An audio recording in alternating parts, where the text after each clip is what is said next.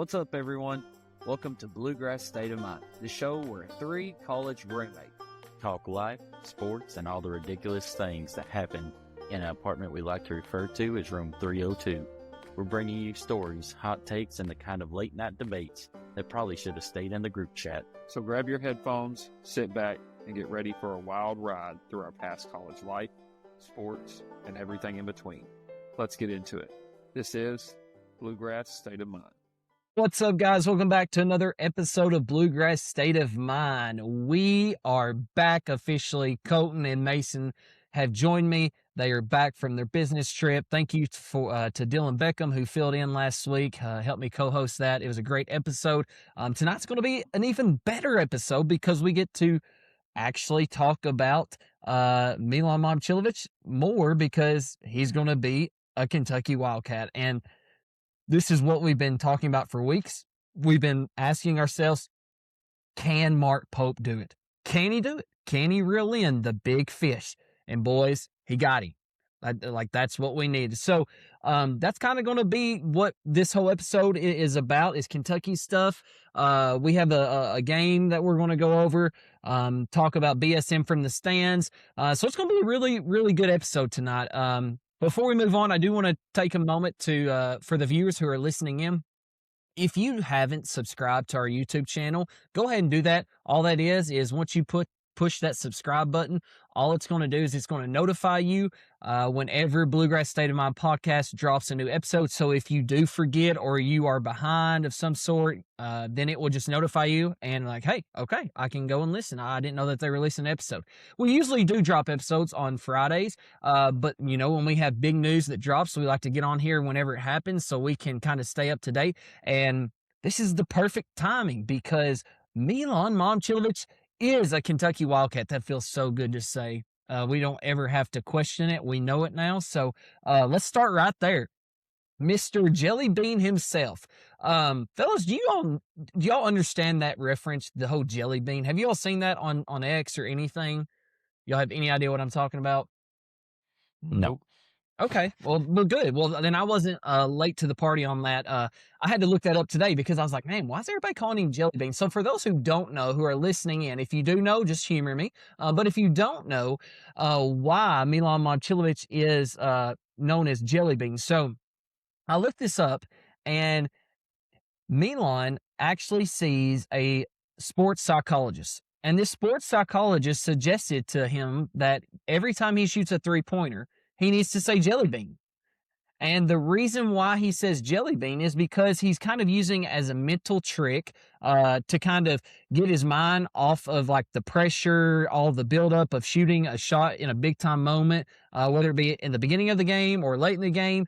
And you're just playing a mental trick on your brain to kind of just say a word every time that you shoot a three-pointer. And hey, something is working, fellas, because the way that he shoots the ball right at 50% or a little under 50%, I mean, something's got to be working. Colton, do you think you may use this in the future with golf? Yeah, I thought about it. Now that you mentioned that, you know, any tactic that I could use right now that could work, that'd be great. I'm a big Ted Lasso fan. If anyone's ever watched that, you know, he right before he throws a dart and right in the center, hits the bullseye, he says barbecue sauce. So it kind of makes it sound like that. So maybe I'll come up with my own little catchphrase, and then the moment that I hit it just off the map, I'll just probably give it up. But it's actually a really smart tactic though, because you know the big time moments, everybody, all you're thinking about is, oh, am I going to hit it? Am I going to miss it? Or whatever they're thinking. It kind of, muscle memory. So you're just already saying Jelly Bean as soon as he shoots it. And hey, green bean. Back at our 2K days in room 302 when we would play NBA 2K, we'd say green bean. This man's just saying Jelly Bean. So I'm all for it. As long as it goes in, I don't care what he says. Well, let's kind of go from there. Well, one more thing I want to kind of bounce off of that. There's also another thing going around, this whole Eminem thing with Eminem. So you can look at it two ways. You can either say Malachi and Milan, both the M's, or you could say Marino and Momcilovic. We have all kinds of acronyms going around, so regardless, we have them all, and I'm excited. So let's kind of go from there. Mason, Bring it to us, man. What we've been talking about? That's all we've really been focusing on for weeks because really this is the thing that has been centralized around Kentucky basketball ever since we missed out on Tyrone Stokes. We had another golden egg opportunity laid right in front of us. The number one or number two, whatever reports you're looking at, the number one, number two transfer is in our grips, in our net, basically. Can we land him? And we got him. We got him. So what does this mean? I guess for you, like as from a fan's perspective, what are you looking at the way that you're looking at it? Yeah. I mean, obviously it's huge, right? Because looking back at our roster before we landed Milan, I don't think anybody felt great, right? I think everybody was just trying to be like optimistic. This team could potentially be good, but I don't think they're going to be great. And obviously, I think another part of it was just how many misses we've had during this offseason, right? Like you look at Donnie Freeman, you look at Tyron Stokes, you look at Rob Wright, right? And Banner boys. yeah, and you just keep sitting here and you're thinking, all right, can Pope finally get this one done? Right? Like this is his last chance. Like if he doesn't get this one, then he's counting his days, right? So I think it's brought a little bit of optimism back to BBN. And it was kind of looking like it was going to go that way again, right? Like everybody's saying, oh, he's going to commit on Saturday, then he's going to commit on Sunday. Then you hear all these rumors start coming out again about Louisville's back in the mix, blah blah blah. So it started feeling like we were going back down that path. It was almost a done deal, and then things started to shift. But Mark Pope was able to get the job done. So I think everybody's feeling a little bit better right now. I know y'all probably seen Mark Pope's Instagram story Love of it. him sitting on the beach playing mini man, and I was like, okay, all right, Pope, you got a little bit of swagger back now. Right. Now go do something with it. Good for him too. I'm happy he Yeah. shows that, he's like, all right, guys, like I've heard the noise. I mean, it's basically what he was saying. He was like, listen, I know what all was being said, like that I can't do it, and have a little fun with it. You deserve it. You got a good PR move here, Colton. How nervous was you after the weekend went by? Then Monday, 2-3 o'clock comes around. We still haven't landed Milan. Be honest, like how nervous were you that, oh no, is this happening again? Or did you not kind of try to let your mind get there? Yeah, no, I was extremely nervous. Just because, I mean, like Mason said, this was it. I don't know if you all saw the Jeff Goodman comment about how like this player could be the difference in Mark Pope being here for the next 2, 3, 4, 5 years, or this being it for him. Which is what Right, we had and- stated too. I mean, I'm not saying Right. it like, but like that. Right, I correct. agree. But like in my mindset, that's where I'm at. And as a season ticket holder, my mindset was very doom and gloom. The thought of not getting him and then attempting to have people want to go to these games, and so I was very ecstatic.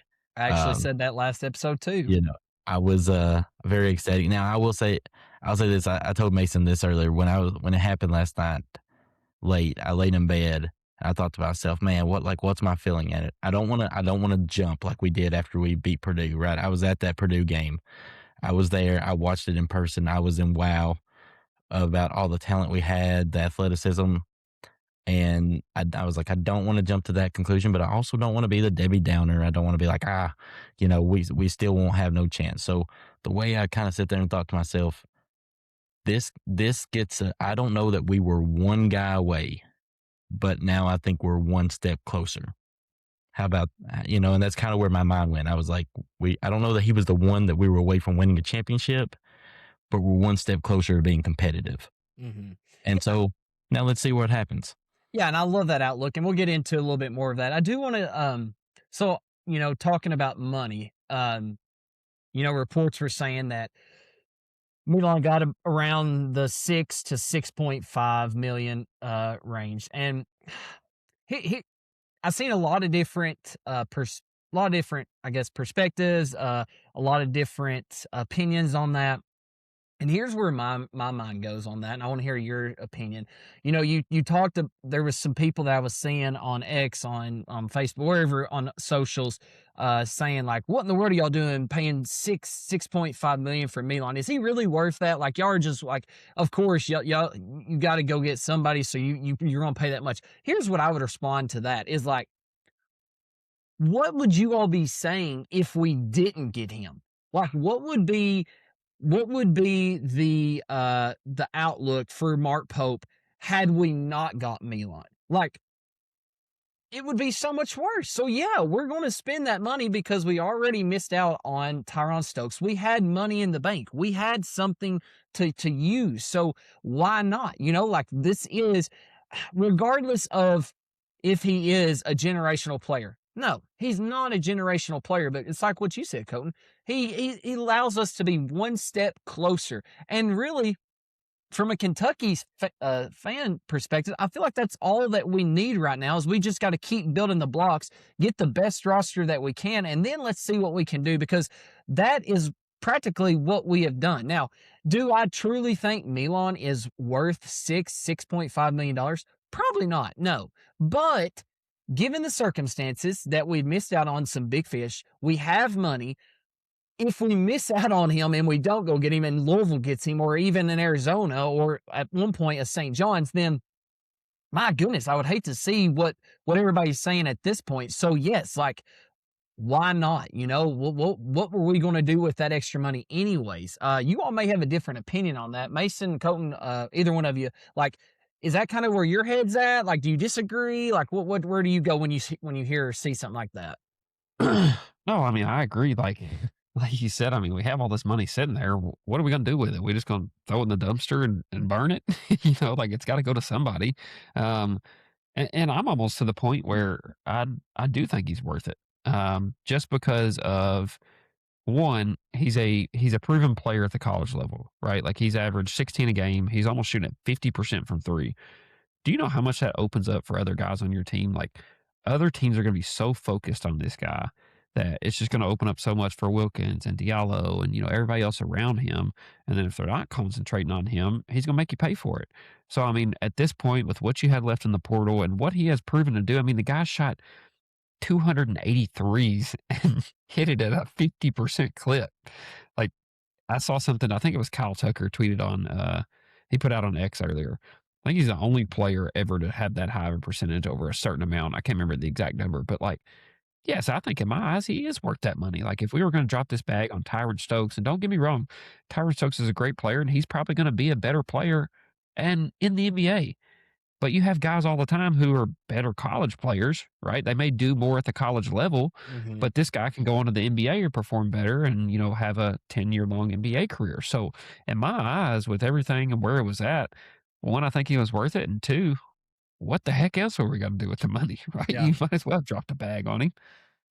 Well, Colton, that brings, with Mason bringing up the Tyrone Stokes, I do want to shoot it over to you and ask you this. I think of it this way too. I've seen also some stuff about Tyrone Stokes and some stuff on about him as well. I mean, let's be realistic here, okay? I don't want us to, like you said, I don't want to get to that point to where we're like, oh, we're gonna go to the Final Four, we're gonna win it all. Like, I will never let myself get to that point again. I will be happy when this is a time to be happy. Like, I like, if you're not happy about this, then I just don't understand how you are wanting success for Kentucky basketball. This was something Mark Pope and the Kentucky fan base needed. We got it, so be happy about that. However, though, I really don't like hearing the perspective of saying, well, I wanted him anyways over Tyrone Stokes. Tyrone Stokes, he wasn't going to fit well with us anyways. We didn't need him. He's not going to be as good. Hindsight 2020, yeah, you can say that now because now we got Milan, okay?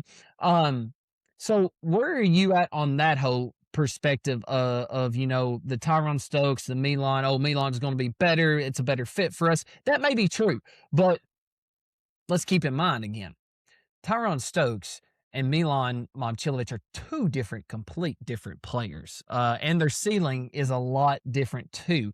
It may be true, like I said, that Milan might be a better fit for Mark Pope's system. But I I feel like that's not a good look for Kentucky whenever you're sitting here saying now that we got Milan, we missed out on Tyrone. We obviously wanted Tyrone really bad.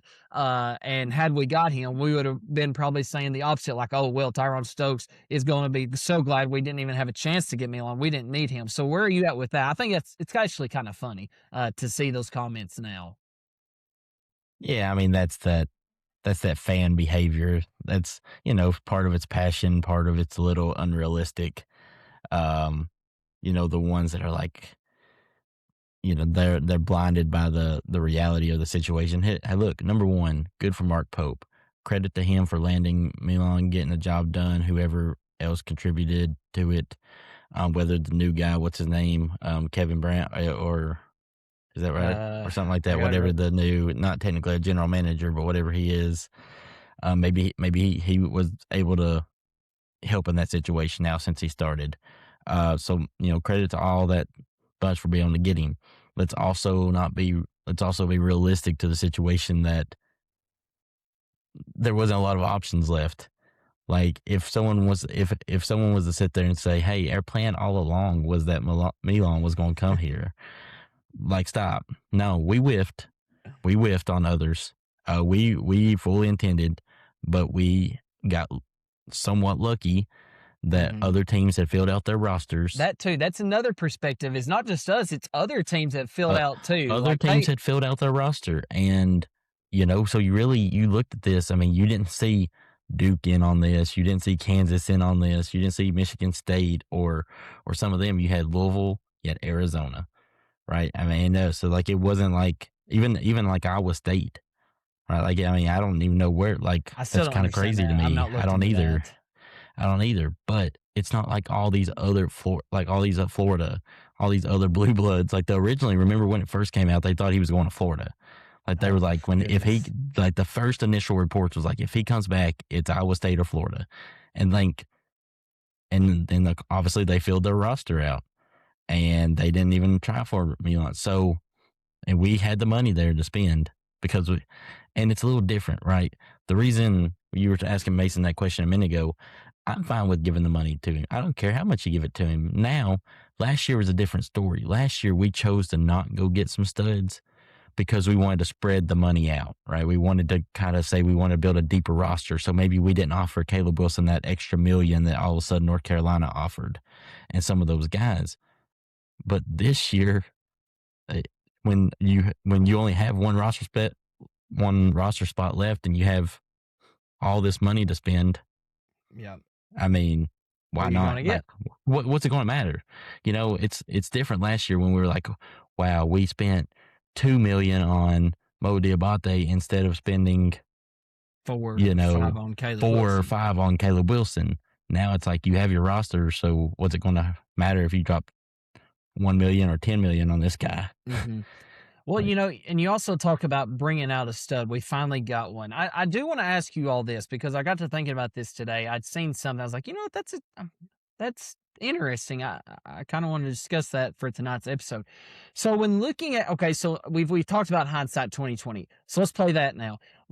Before this whole transfer portal opened, high school recruitment, looking back, I think that we would have been satisfied and happy before everything transpired of the whole Banner Boys with the Donnie Freeman, the Rob Wright, the Tyrone Stokes, even missing out on maybe some high school recruits.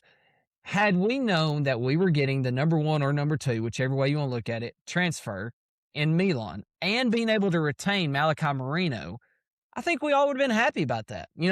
It's been a bumpy road to get here, but I think most fans and most, I guess, analysts would look at it like, okay, that's a good get. That's 2 top 10 players out of the portal if Malachi decide to go. Like, that's a good foundation there. And why I bring that up is because I want to ask you all this. This is my question. So when thinking of Milan Momcilovic and Malachi Marino, could Mark Pope possibly have 2 top 5 players at their position in college basketball going into next year? I don't think that's a crazy question. And the reason why I ask is because when you think about it, okay, look at Milan. Let's start there. Milan Momcilovic is a returning. Will he be a senior? He'll be a senior, won't he? Or he'll be, senior. We know that he's proven himself. He averaged 16.9 points. He averaged 50.6% from the field. He shot the 3-point at 48.7%. Free throw line 87.8%. Made 263 pointers last year. Like, he's proven himself. So Milan's more of, okay, you know what you're going to get. Okay. And then switching gears to Malachi Marino, we're going based off potential. Now, is he going to be the best center? I don't know. There's a lot of good centers. Look at Florida. I mean, they got Alex Condon and Chinaloo back. I mean, like, those two dudes are like studs. So I don't know that Malachi Marino is going to be the top center, but his is more on potential. So I ask you all that question. Looking at Mark Pope next year, having Malachi Marino and Milan Momcilovic, possibly does Mark Pope have 2 top 5 players in college basketball at their position? Not collectively as a whole, just at their position.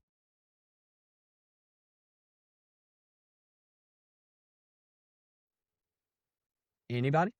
Yeah, sorry. I mean, yeah, I think that's fair to say.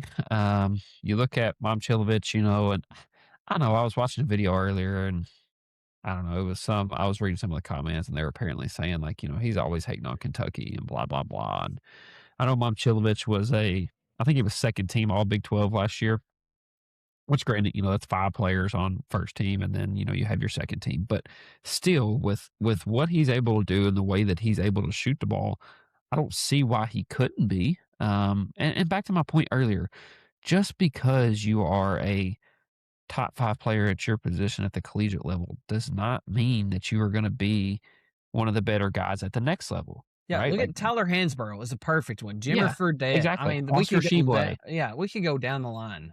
Yeah. So I think it's very, very reasonable to say that they both could be. And Malachi Moreno, obviously he has some growth to do, but he came out and he had a much better freshman season than anybody expected. He went through the draft process and he was seeming to be getting some pretty good feedback. Kept That's my climbing up the biggest thing. boards. I mean, the man went to the draft and heard nothing but great things. So then, Yeah. that has to tell us something. Yeah, and I see all this stuff coming out about, like, he's in these drills and he knocked down 8 out of 14 3-pointers or something. Like, if he could develop that part of his game, like, that just puts him a step above some of these other centers that are playing at the collegiate level. He's got the size. I think he needs to work on his mobility a little bit. He obviously knows the things he needs to work on now, but I don't think it's crazy to say that, yes, both of them could be top 5 players at their respective positions this upcoming season. And I guess I asked that, Colton, and I want to switch it over to you. But, like, I totally get the ones who are like, whoa, pump the brakes. Like, Milan Momcilovic, again, he is not this guy who is going to wow you. He's not this guy who's going to absolute come in and just, like, turn your head like a John Wall or someone of that caliber. However, though, what he does at his position for this Mark Pope team, it is going to turn heads because it allows so much for others to create and be able and just be able to have knowing, okay, I have got a near 50% 3-point shooter sitting there waiting for the ball to get to him and pop it. And then that makes defense. So, like, as much as we want to sit here and think like, oh, he is not that, he does it in different ways. So I understand where people are like, guys, Milan is not all that. Like, we got, like, y'all are going crazy. But, I mean, again, it goes back to that, what he has provided and what he's clearly shown that he can do. So, I mean, I agree with Mason. Well, I want to hear your take. Like, I do think that potentially there are 2 top 5 players at their position. I'm not saying they are, but potentially, if they play at their best, yeah, why not? Yeah. I mean, could is the big word there, right? And I think it's all certain parts, right? Because I think Milan's not going to be a very good defender, right? Like, he's not going to be able to defend that position. But in a certain offense, can we have him, like, is he going to dominate offensively? Is he going to be a matchup nightmare for some guys? Absolutely. Although he might be a matchup nightmare on the defensive end also. So that give or take, Moreno, I think, has the potential, right? We saw I think part of us are building up Malachi a little bit more because he excelled his freshman year more than what we thought he was going to do. And then you've heard these NBA talks and you're kind of like, okay, yeah, now a sophomore Malachi, which is what I do expect him to take a big jump. But second half of the year, Malachi wasn't our best center, if you want to be honest with you.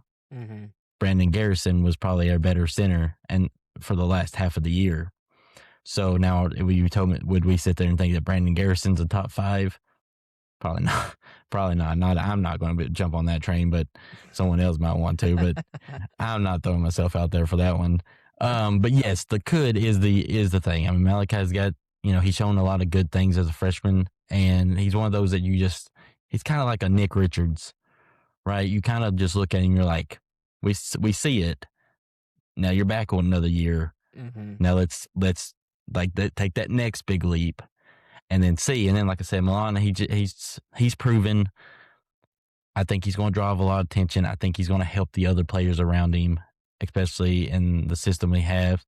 Now we'll have to just kind of see the other aspects because I think Iowa State was so athletic and they were so good defensively, and they also had another All-American, Jefferson, on their team, and they had some other guys that took away some focus.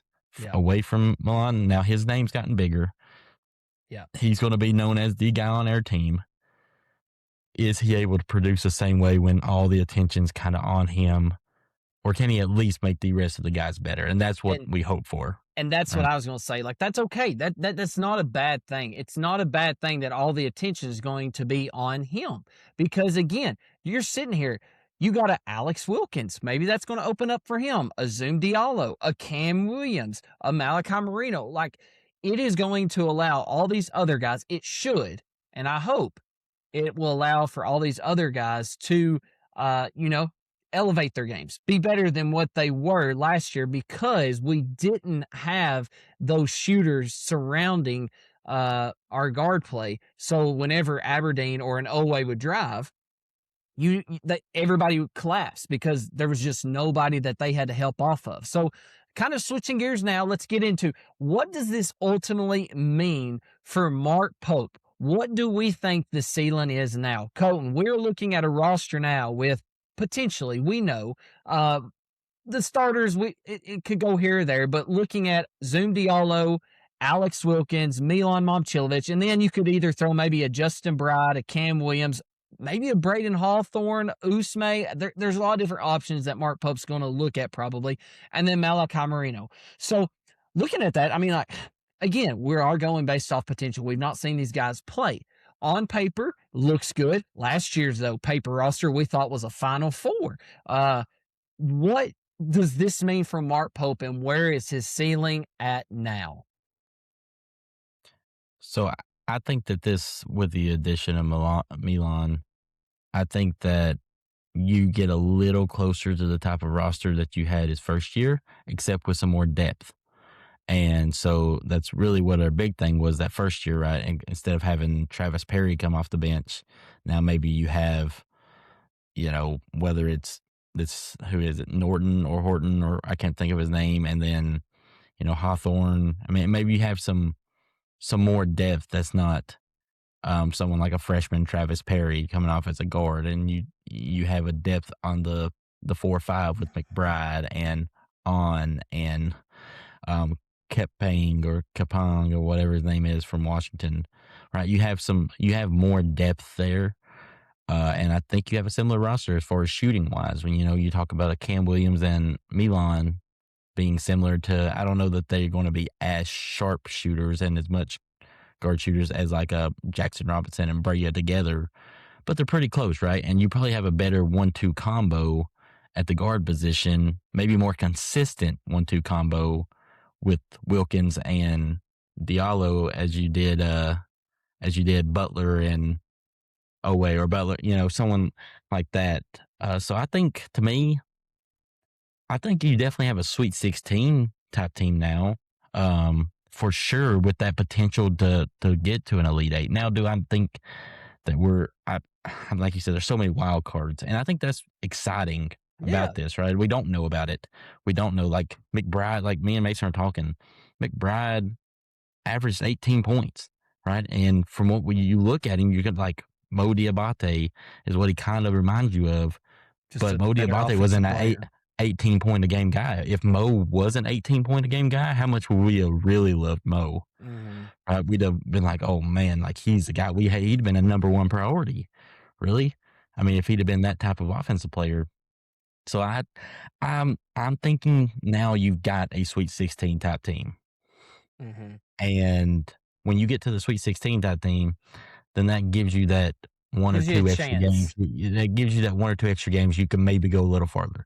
So maybe the ceiling's Elite Eight. You know, you get into the season, maybe you like what you see. The depth is really good. Maybe you think Final Four. But I think this is for sure a Sweet 16 type of team, at least now. Yeah. And then also, talking about wild cards, it's exciting. Is like, I mean, guys, Braden Hawthorne, like we heard so much good from him. Like, I think he's one of the biggest wild cards. Like, if he comes in and he is a solid 3-4 man, can put up 12 a game, like, and can shoot the ball from a high clip. The mid range is all we've heard. Like that, what that does, having Milan and a Cam Williams and a Braden Hawthorne. I mean, guys, potentially, like we see the offense. Okay, the biggest thing though is the defense, like we've noted, or you've noted, Colton. Before I send it over to you, Mason, for me, I'm going to say I Elite Eight, I think is not out of question whatsoever. Now, I am not going to get on here and say, oh, we can definitely make a Final Four. Like this is a Final Four roster. However, though, I don't want to sit here and say it's not because we just don't know. We don't know. I think the biggest thing when looking at college basketball and the landscape going into next year is I'm looking at there's so many other good teams. You look at the Florida, you look at a Tennessee, even in our league, you look at Louisville, you look at Duke, Arkansas. Arkansas. Like there's so many good teams or great teams. So do we match up? It comes down maybe to matchups. Do we match up well with them? I don't know at the time right now. But for those who are like, oh, we're not going to get to a Final Four, guys, like, I understand that. I do. I see why you might be saying that because Mark Pope has not proven himself. However, though, I don't want to just automatically say that because I want to be happy. I want to be optimistic. I want to have some hope. I want to have that belief of, okay, at least we have a roster that betters ourselves to get there. We may not, but hey, for now, let's just live in the moment and let's be happy that we got him. Like it improves our chances. So I'm going to say an Elite Eight for sure is a possibility. And if we get hot at the right time, like, I mean, anything can happen. And we're talking so far in advance, they may come out and lay eggs. I don't know. But at this point, I'm excited. I mean, we have a good roster, much better than what I thought we would have had about a month and a half ago. Mason, what about you? No, I agree completely with the Elite Eight statement. That's kind of where my mind was going as far as our ceiling goes right now. Like y'all said, I mean, who knows? But I think the biggest excitement for me comes from like this type of team is like kind of like that first team that Mark Pope had, right? They weren't the most talented, and I'd say we probably have more talent on this team, probably more playmakers. I'll say that. You got your Wilkins, you got your Diallo, you've got Momcilovic, you've got McBride, you've got Cam Williams coming back, you've got Moreno second year. So I mean, I think that you look at this roster and you probably feel a little bit better than you do about Mark Pope's first team. But you look at that first team and they weren't the most talented, right? They weren't the biggest, but they could beat anybody in the country on a given night. I mean, look at Florida. Florida came into Rupp. We put up, 108, 110 on them. We beat them. They go on to win a national championship. So I think what makes me most excited is this is the type of team that Mark Pope can excel with because of how well that they shoot the basketball. And I saw somebody break something down earlier, and I won't go through and read everybody's percentages, but it's Milan, Alex Wilkins, On, Justin McBride, Jerome Borton, Cam Williams, Zoom Diallo, Trent Noah. So obviously it's not including like Hawthorne, which we've been saying is obviously a wild card, right? Nobody knows what he could do. But they had 381 threes made last year on 992 threes taken. That's 38.4% total. If we shoot the three ball at 38%, it's going to be really hard for teams to beat us if we want to get up, like Mark Pope says, 30 to 35 threes a game, right? So, I mean, I just feel like this team has been built more around what Mark Pope has excelled with in the past, more of what his teams have done well in, right? Last year was a little bit of a struggle at times because we didn't have those shooters. We didn't have a guy who could go create and get a bucket on his own. But I just have a little bit more optimism and a little bit more excitement now, especially with us landing Milan, because it'll be fun to see. Like that first team was fun basketball to watch, right? Like it was exciting. They could come out and put up 100 on any given night, and I feel like this team has the potential to do the same. We'll see if they do it. And it comes down to I love hearing what you both have stated, and I've stated I think clearly is just the excitement. Like it gives us something to be excited about. Because at this point, they're just nothing had went our way. So no matter how you feel, if you wasn't a Milan person, if you're a Mark Pope hater, if you don't think that there's no way Mark Pope can coach, whatever it is, at least be excited that we got somebody. I mean, like, again, it could be worse. And what would happen if we didn't get Milan? And it goes back to what you said, Mason. You're talking about this is roster construction. Kind of looks like and feels like it's a better fit for Mark Pope. And I would like to think that, obviously, yes, we paid the most money. Probably we were offering the most money. We are Kentucky, but I would think that Milan's looking, okay, Mark Pope, in his statements, he said, I could be a good fit for Mark Pope. Last year, he didn't have the typical squad that he had, and they didn't have shooters. So, like, I'm hoping that Milan's like, okay, like, put me in this system, and this is where not only you, Mark Pope, are going to thrive, but I'm going to thrive, and all my other cast members are going to thrive as well because of what I can bring to the table. I would hope that's what he's thinking. Let's get into BSM from the stands. This was actually, I got this. This was directed at you or at Mason and myself. Colton, I think you were out this episode, but I want to hear your comments anyways. So Mason, this comment was on one of our episodes, and it says, and I quote, "You two are complete clowns. Mark Pope can't land any top recruit. This team isn't even sniffing the Final Four next year." I will go ahead and say that this was before we landed Milan Momcilovic, but Mason, what are your thoughts to that? We're complete clowns, man. We don't know what we're talking about. And Mark Pope, he can't land any top recruit, and we don't have a chance at sniffing a Final Four. What would you like to comment about that now? Sounds like Mark Pope told you to sit down and shut up. No, I mean, I think it was fair to say at the time because I mean, looking back, we were kind of critical of it too. Yeah, right? we never stated that we were going to get to a Final Four. I don't know where that come from. Like, the clip itself it was not even talking about we're getting to a Final Four. Never have we ever stated that we're going to a Final Four.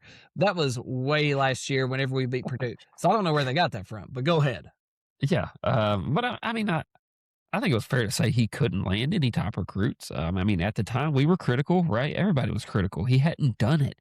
So, I mean, I think that was fair to say at the time, but now he has, right? I mean, I think I said going into the offseason, like he has to land one of these top guys, whether it be Tyron Stokes, whether it be somebody from the transfer portal. He did it. Granted, situation, what unfolded and what the circumstances were, but he got it done, right? Like, I mean, Louisville was making a hard push. I don't know what type of money they had left. Arizona was making a push, but Mark Pope got it done, all right? He landed somebody. He's kind of built this roster. We have some hope. We have some optimism now. I still don't think it's a Final Four. I mean, I like you said earlier, the potential could be there. We could get hot, start making 23s a game throughout the NCAA tournament. Who knows what can happen, right? It's college basketball. But Mark Pope finally landed somebody. Let's just be excited, right? Let's have some optimism. Let's move into it. I think this roster is exciting. Like I said a minute ago, I think it fits his system well. So he did land a top recruit, though. So take it back, whoever it was. Colton, what do you think about this comment about us being clowns and not, let's just say this. If they're between the three of us, Colton, I would say, and I would hope that you would agree, you have been a little bit of the critical side from the start with Mark Pope. And you have been correct. Hand up. Mason better be throwing 2 hands up. However, though, we have landed somebody. So what are your thoughts to that? Yeah. First off, y'all are absolutely clowns. No, I mean, I'm in agreement. I mean, I've been the more critical of Mark Pope, just because of the given situation, and we won't get into all that. And everyone knows that I was a Cal fan, but just in general, it wasn't even nothing against Mark Pope. It was just the fact that when you move on from Hall of Famers, the odds are initially you take 2 steps back before you take steps forward, right? And that was kind of where my initial thought was, especially with Pope coming in and his experience. And that's kind of where we've been at the last couple of years, right? Compared to what we were for the 15 years before it. We just we took a couple steps back. But it doesn't mean that it has to be completely in reverse, right? Like the Uno reverse card might have got thrown down now. Maybe we turn the other way. He's finally got a higher, at least transfer, right? Now, and we're getting these reports of these other top freshmen of next year's class visiting. Mm-hmm. So he's out there trying to, anyhow, at least. So we know he's trying to get to them. Maybe this is the beginning. Maybe you land this guy. They hear about the money that you gave this guy. Some of these top recruits are like, hey, this guy's a senior. He's gone next year. What if we can make a run, maybe they're like, hey, these those top 5 recruits are like, can I go there and make $6 million next year? It becomes a lot more intriguing, right? Mm-hmm. So just one of those moves makes a big difference, right? That's why we were pushing for Tyron Stokes. It's because I don't know that his attitude necessarily fit Mark Pope's system.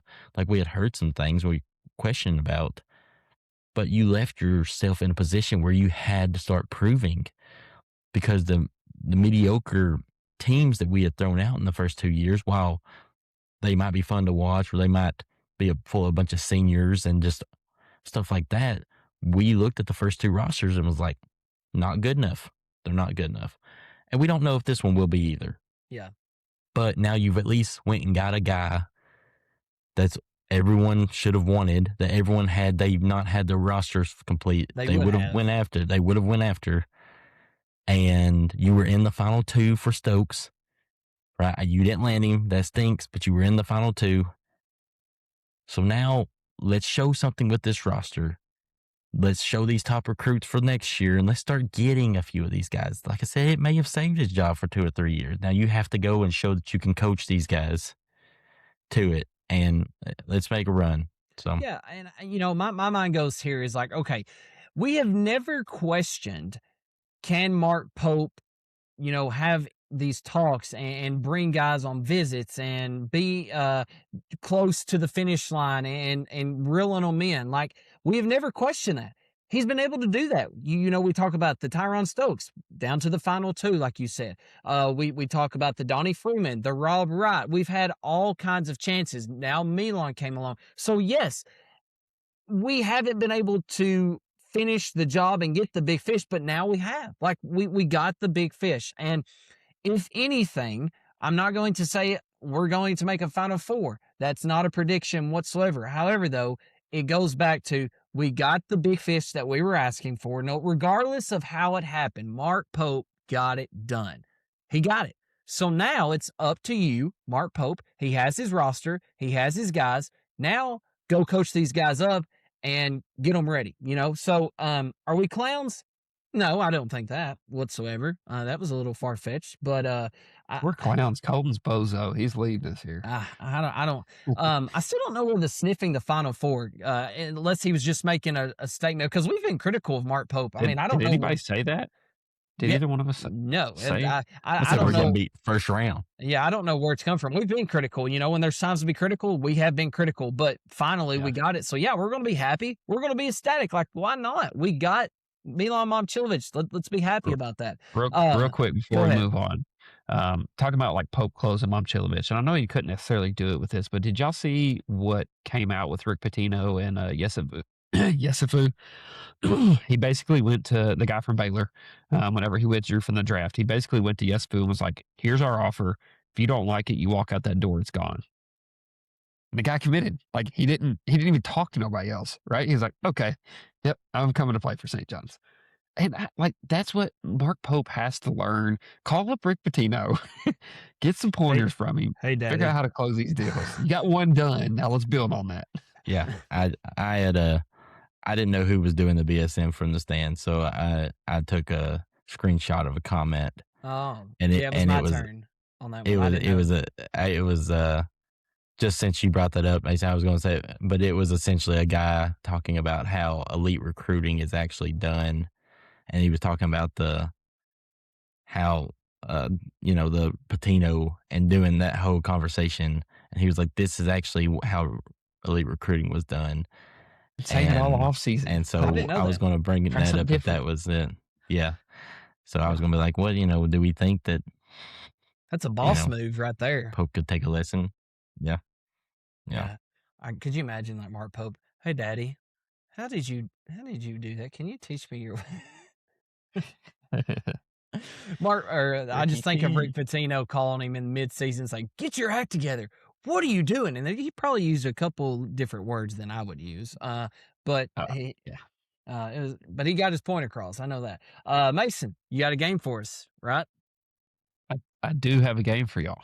All right. So I know this is going to lead us into our next topic. All right. Our last topic of the night after this game here. NBA Finals will tip off, I guess it'll be today, right, when our episode releases. So we're going to play a little Guess That NBA Player. All right. And here's how this is going to work. All right. I'm going to give y'all 3 hints for each player. All right. If you get it right on the first hint, you get 3 points. Get it right on the second hint, you get 2 points. Get it right on the last hint, you get 1 point. Okay, there's going to be 5 players at the end of the game. We'll see which one of y'all wins. All right, and you can just shout it out. First person to shout out their answer. If you're incorrect, you don't lose anything. Okay, so it doesn't hurt to guess. But if you guess it first, then you'll get the points. Any questions? Me and Conan are going to be shouting out like crazy and be like, nope. You only get 1 guess per hint. Oh, okay. Yes. So you can't just be like, LeBron James. Yeah. Kobe Bryant. All right. So first hint. Well, hey, a question. Is it a variety? Is it a variety of players retired, all current, or variety? Okay. All right. So first player here, your first hint is he won an NCAA championship as a freshman. And we only get 1 guess? 1 guess for this first one. You can get another guess on the next hint. I feel like we have an advantage here, whoever goes first. Like if I guess, then Coton has an advantage. And if Coton guesses, then I have the advantage. You could. Or you don't have to guess on this first one. It's up to you. Anthony Davis. Incorrect. That's who my mind went to. Man. I'm actually going to, well, I guess it'd be a waste if I didn't. Carmelo Anthony. Ding, ding, ding. Oh, all right. Let's get in. 3 points to Dylan. All right. Next player. All right. Won 2 MVP awards despite never reaching the NBA Finals. Steve Nash. Bang! Dylan up 6-0 off the first 2. All right. I'm a clown. Yeah, right. All right. Next player. I should have made these harder, but I was trying to not make it super hard. All right. Next player has recorded multiple 50-point playoff games before turning 30.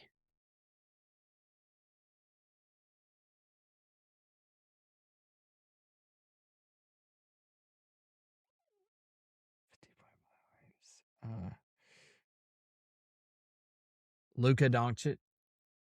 Wrong. Steph Curry. Wrong. All right. Next hint. So this is for 2 points. Was selected outside of the top 10 in his NBA draft class after spending 1 year at one of UK's rival schools. Donovan Mitchell. Ding, ding, ding. Dylan. Oof. It's almost out of reach now. I think it is. Dylan, up to eight. I don't keep up. Dylan, up to eight. There's not enough here. I was down when you said NBA. All right. Next player on the list. First hint. Won an Olympic gold medal before winning an NBA championship. Kevin Durant. Wrong. Wait, so won an Olympic gold medal before winning an NBA. So he didn't win an NBA championship. He just won an Olympic gold medal before that. Okay. Let's say he won it. The Olympic gold. I'm running dry here. I don't know. Give me a countdown because I'm about to guess somebody. 5, 4. I'm gonna say this is 3. wrong. Jason Tatum. Wrong.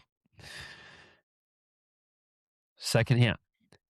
Won 4 NBA championships with the same franchise. Steph Curry. Wrong. 4 NBA championships, the same franchise. I mean, I don't know why my mind went here.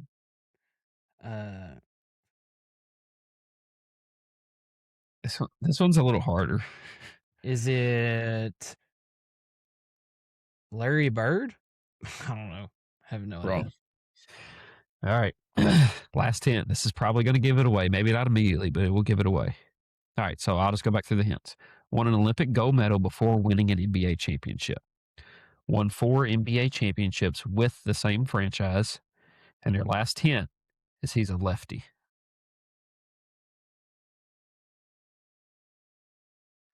Oh my goodness. I'm not guessing. I'm thinking out loud, but go ahead, Colton. It can't Derek Fisher. Okay, it can't be Tayshaun Prince because he didn't win 4, but he was a lefty. Who's a left-handed?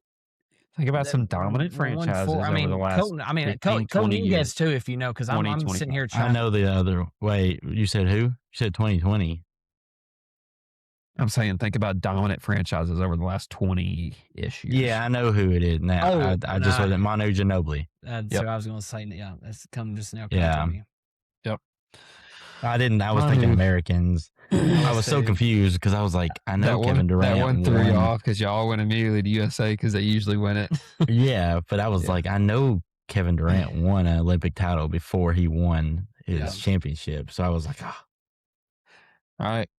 Last player.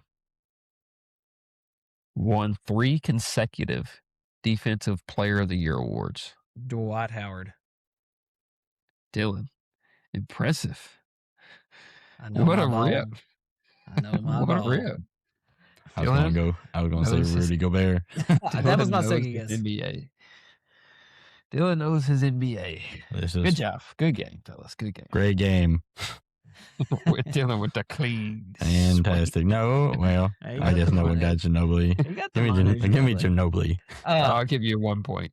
that fits Colton anyways, Manu. The Spurs, I feel like that fits his game, The smooth killer. I love the Spurs. That was so fun. I'll be honest with you, I didn't have anything prepared for the NBA. Do y'all want to take it, either one of y'all? I mean, obviously I know who's playing, but we can just talk about it. Yeah. Okay. Well, Colton, go ahead. Lead us into this segment here. So obviously this segment will be dropping Wednesday morning. So Wednesday night is game 1 of the NBA Finals. We have the San Antonio Spurs and Victor Wembanyama going up against the New York Knicks. And just first off, the NBA itself as a brand could not have asked for a better outcome than what's happened, especially given all the last 5 or 6 years, how kind of ratings have went down. It seems like the NBA was kind of falling behind quite a bit compared to the NFL, even the MLB, right? Like it just wasn't there anymore. And now with you having LeBron getting older and Steph getting older and KD getting older and some of these guys that all of a sudden aren't showing up in the championships, you needed something to kind of reignite. So why not one of the more storied franchises, the Knicks, who've been waiting to get back to this spot and possibly going to go down as one of the best players of all time and the next guy. Like, he's the next guy. He's 22 years old, but Wemby is a unicorn, and you have them going head to head in the NBA Finals. I don't think the NBA could have asked as far as a branding for any two other teams to get to play against each other for this NBA Finals. So I'm excited to watch it. Look, I'm not an NBA guy, but I've watched this playoffs more than I have in a few years. And there's been a lot of blowouts throughout the playoffs, don't get me wrong. But I'm excited to see Wemby versus the Knicks, to be honest with you. Yeah, and I don't know if y'all realize this, but this is a rematch of the NBA Cup, Yep. which is pretty cool. I was going to bring that up too. Yeah. Actually, I think, go ahead, Mason. I was just going to say, I think one thing that has like caught my attention more recently, I guess really it started in the Spurs Thunder, but you've seen these teams start to care a little bit more, right? Like, got a little chippy in the Spurs Thunder, like they really wanted it, they weren't really taking anything, kind of getting back to that hard playoff basketball. And the Knicks are going to play that way. The Knicks, that's kind of how they play, right? They just play a hard, kind of different style than what other teams in the NBA really play. So I'm really excited for this finals matchup. I think it's going to be a great series. And the Knicks did beat the Spurs in the NBA Cup. So we'll see what happens, but I'm excited for it. I think it's going to kind of get it, a different atmosphere than what we've seen over the last, probably 3 or 4 years.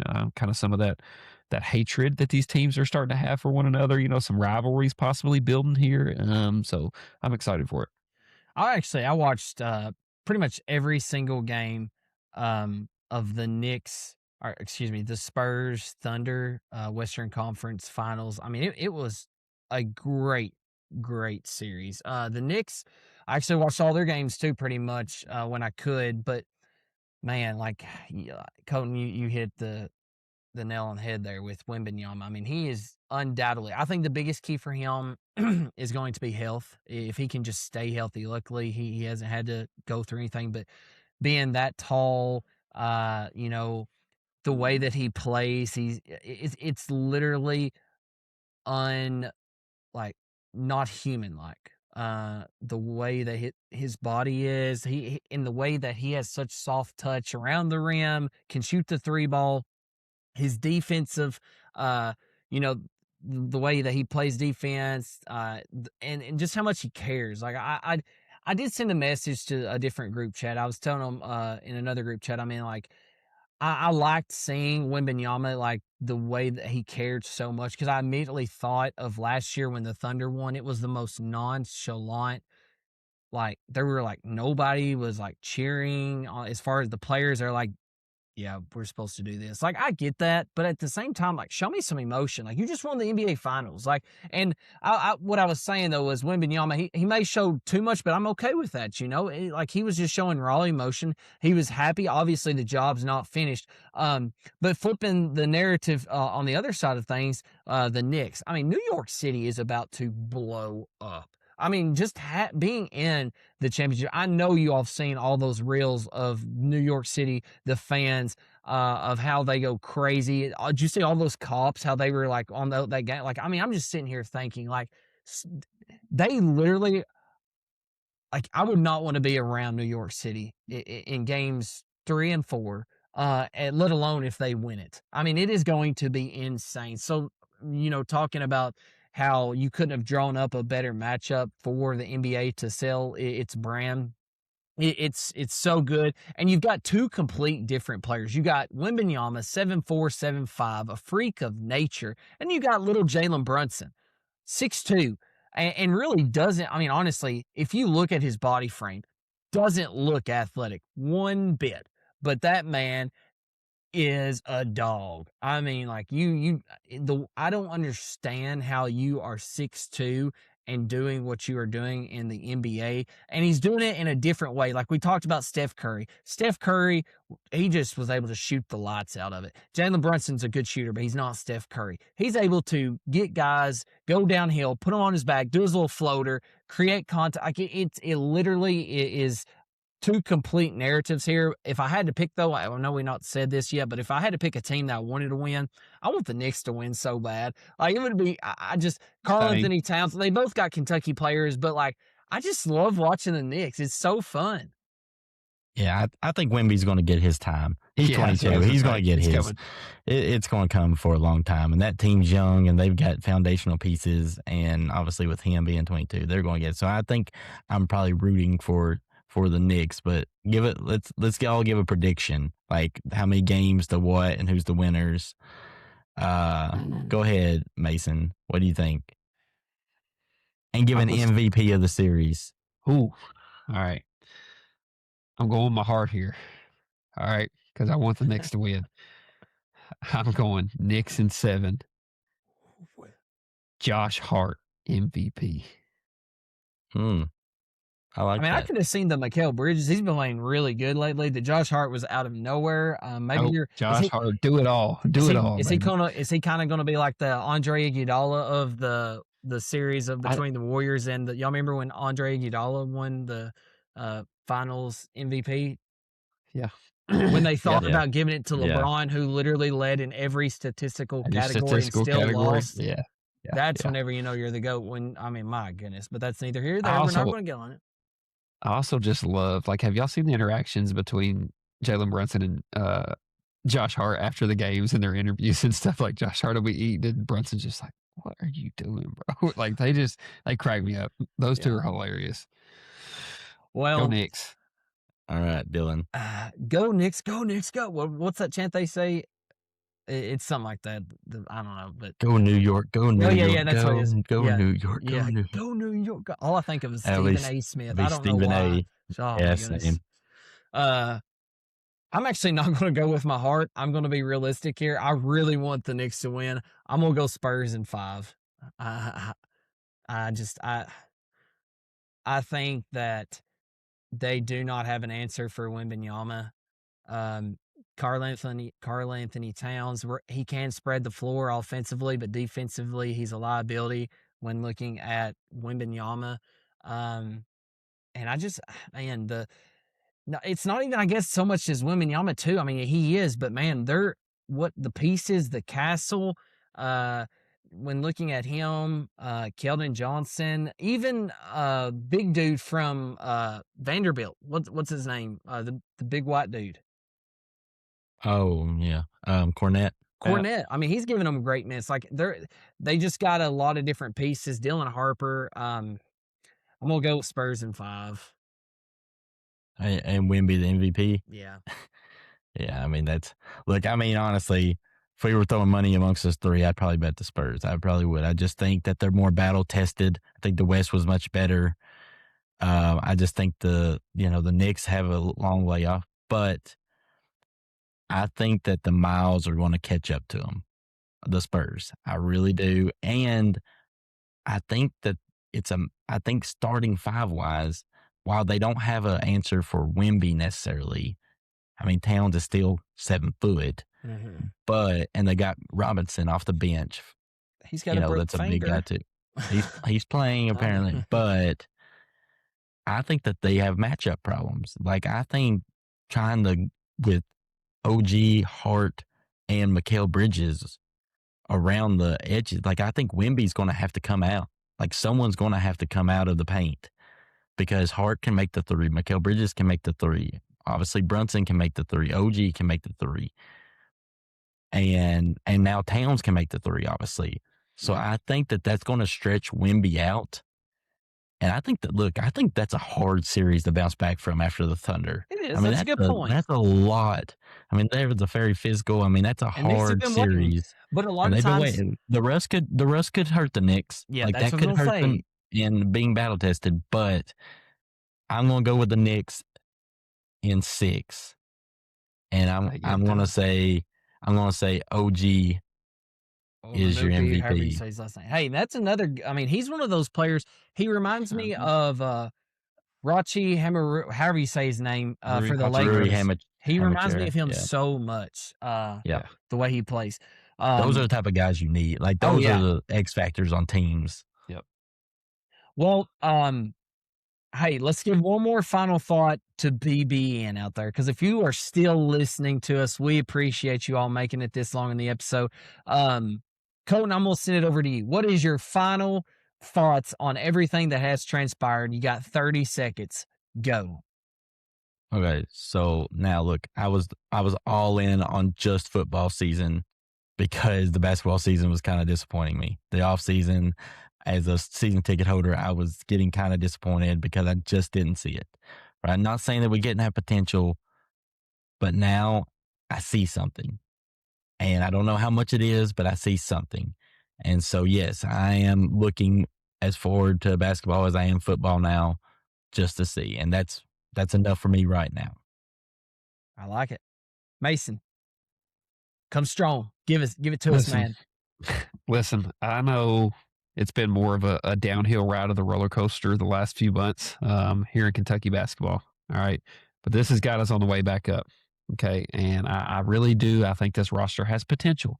So I think it fits Mark Pope's system. I think it's something that he could really run with and click with. And let's just be excited. All right. We got a little bit of that optimism back. So let's just be excited. Let's come into the season with high hopes and hope this team gels well together and can fulfill what we have been wanting for so long now. That's right. Hey, listen, fellas, we are Kentucky. You're either with us or you're against us. And yes, we have been critical of Mark Pope, deservingly, but he got the big fish that we've been asking for, regardless of how it has happened. Let's be optimistic. Let's be happy. We're not in here saying that they're going to make a Final Four. Not saying that, but I like what we've talked about all night long. We see something. Colton, you just said it. At least we have that hope again. We can see this working. Obviously, Mark Pope has got to get the job done. He's got to coach these guys and got to go produce the wins. And then, hey, we could see Mark Pope for a couple more years. We don't know, okay? That's all going to be based on this season. But for now, we can kind of relax. We can look at this offseason and say, okay, it was a bumpy road, but look at us now. Look at us now. That's all I got. Hey, those who are tuned in, thank you again. Don't forget, as I mentioned again, or I will mention again, go subscribe to our YouTube channel. Follow us on our socials on Facebook, Instagram, TikTok, Bluegrass State of Mind. Good to have the boys back on here tonight. We are pumped. We're excited. Hope you all enjoyed this episode of Bluegrass State of Mind. And as always, more than ever tonight, go Cats. Go Cats. Go Cats. That's a wrap for this episode of Bluegrass State of Mind. If you enjoyed the show, make sure to hit that like button and subscribe so you never miss an episode. Also, be on the lookout for our social media pages and be sure to follow them. We've got plenty more stories, insights, and conversations coming your way. And if you really loved it, make sure to share it with a friend. From the hills to the hollers, thanks for tuning in. Until next time, keep that Kentucky spirit strong.